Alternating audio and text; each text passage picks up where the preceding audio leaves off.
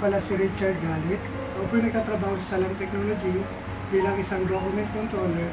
Bali, dumating ako dito sa Doha, Qatar since 2006. Masaya na mahirap na magtrabaho dito sa bansa na to. Pero after 9 years,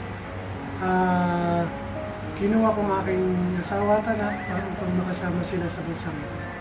So you have to sacrifice everything para sa mga pamilya.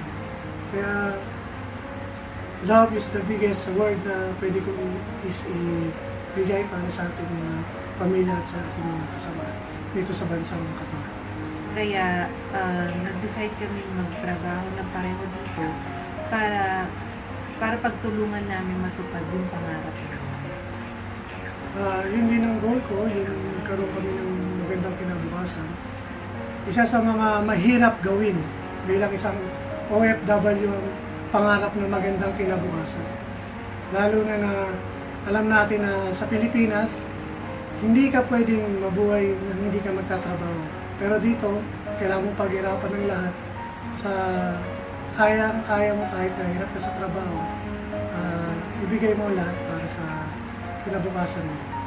Kasi para sa akin, pag-invest ko, isipin mo, after 9 years, wala ako inisip na ganyan. Parang happy-go-lucky lang ako. One day millionaire, kumbaga. Marami tayong naririnig ng mga balita, mga OFW, pagdating pag-uwi sa Pilipinas, mga butas ang bulsa. Lahat yun naranasan. Ngayon na masasabi ko nag-invest ako ng isang magandang pagbili ng bahay.